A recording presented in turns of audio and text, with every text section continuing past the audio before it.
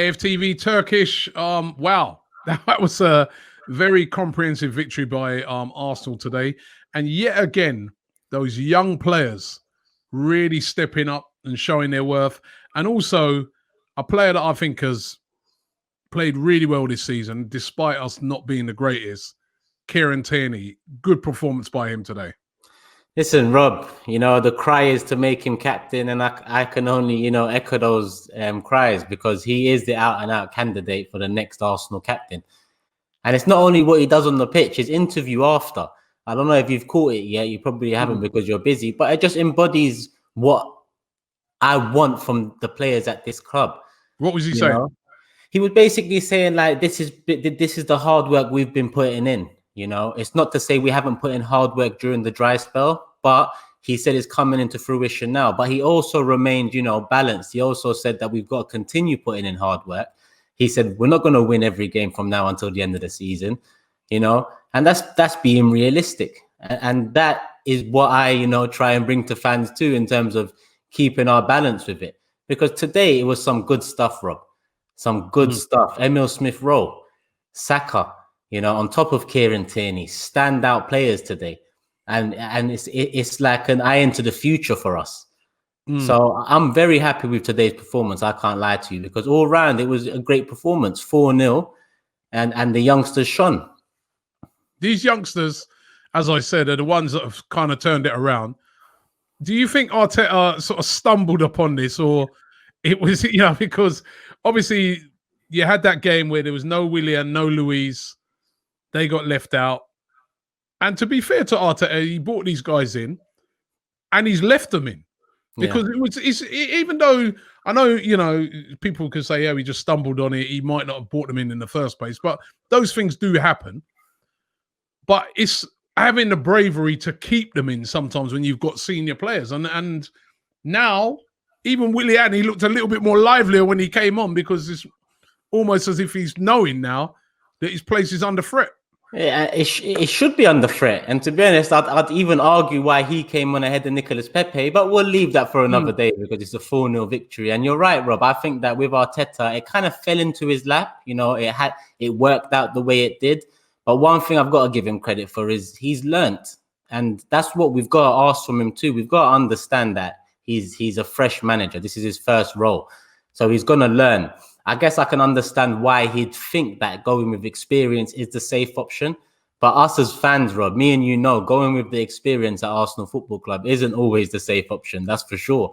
So I think reinvigorating the side, with little tweaks here and there, by the introduction of Emile Smith-Rowe, the return of Martinelli, it's not only reinvigorated the side, but it's reinvigorated us as fans too, because then we've got some players there that we actually care about again. So it's good that Arteta's remained positive in keeping them on. I actually understand why Martinelli didn't play today. He got a couple knocks in the 3 games. We've got a week break now, so give him a little rest, and hopefully he comes back again fit and firing, because today we didn't even see him at all, and we still played that fluid football. A lot of people thought that aggression might have been taken out with Martinelli, but Emile Smith-Rowe had it in abundance. Saka, another top performance. Lacazette, I have to give credit where credit's due.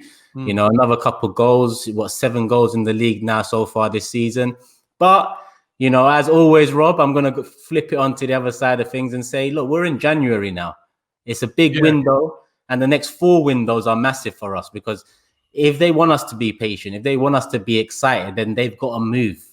And they've told us this January we can only loan players again. But what they've also told us is that the focus is outgoings. Going into the January, I said to myself, Rob, 2 in, 2 out. That's what I thought is the bare minimum. But after their statements, I'm going to say 1 in, 5 out.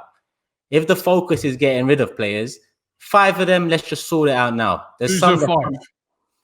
It's not up to me to decide who the 5 is. They can decide, because there's about 15 to 18 players we need to overhaul and decide in the next 2 years. So they can pick 5 out of those 18 and just make it happen. I'm not really fussed about who, what, when, or where.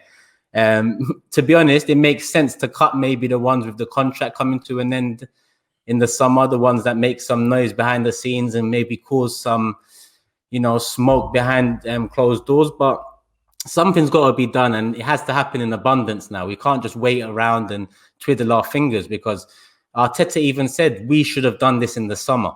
So as much as he comes out and says they've supported us, they've backed us, he says we've got a big squad. We knew this in the summer. We didn't accomplish what we tried to do in terms of outgoings. Well, it's time to start accomplishing them now, because telling us be patient, one thing, but not doing what you should be doing is another thing. And, yeah, go on, Rob.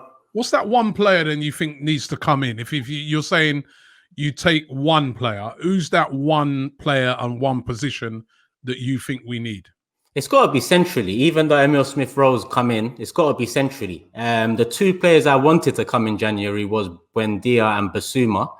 But because of the emergence of Emile Smith-Rowe, I'd probably lean towards a Basuma now who can partner Partey.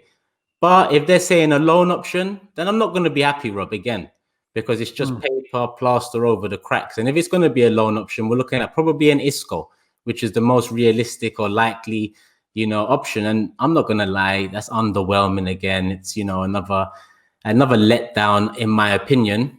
I think he's got quality, but I just feel like we need to start moving properly now instead of trying to find these quick fixes all the time, Rob. But wouldn't Isco be I was arguing with DT about this on the stream as well.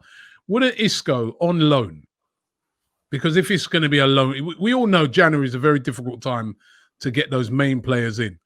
If you got Isco in on a loan, what do you really have to lose? If he comes in and he does really, really well, then you're going to get a great player, because he's still he's still a quality player. So if he can refine that, you've done really, really well. If he doesn't, you send him back. Yeah and no, because we've done that before, where we thought to ourselves, all right, a loan makes sense, but these men in the boardroom or where they do the business, they don't get it done right.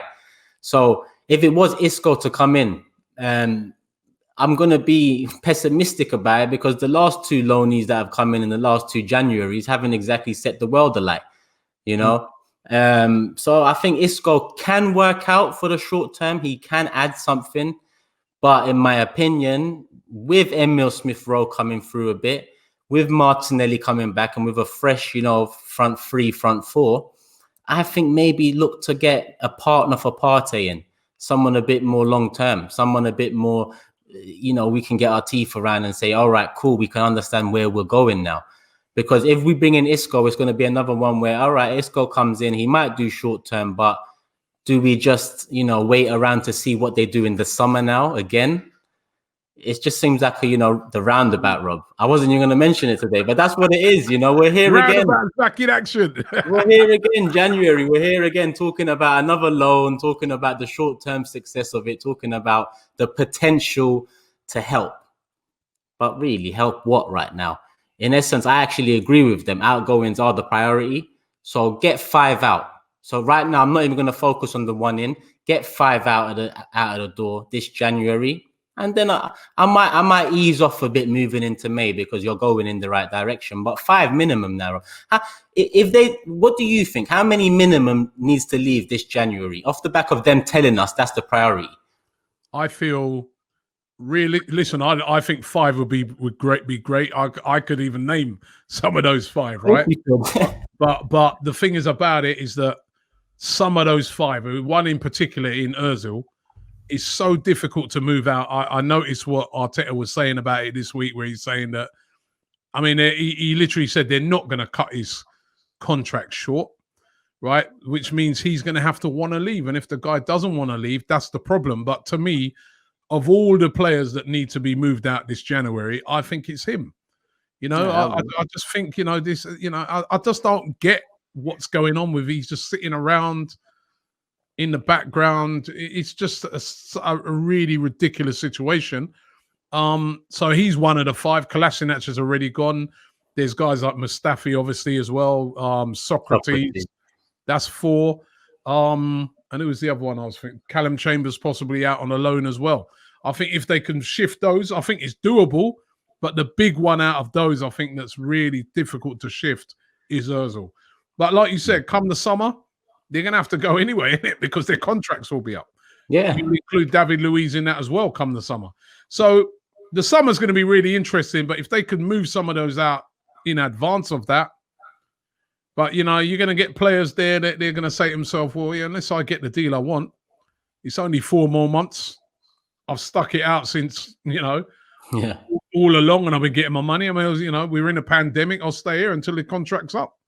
Yeah. So that's the terrible situation we're in. 100%. The power is essentially in their hands. But I guess, listen, like I said, there's about 18 to 20 players we've got to shift out of this side in the next 2 years. Pick 5 of them, Edu, Vinay, Arteta, and get rid. That's the job to do now. Listen, Turkish, thanks a lot, man. I'll have to get you up on a transfer daily as well. Right, would love to get your views. Yeah, on those, right? But listen, thanks very much, mate, and a happy New Year to you.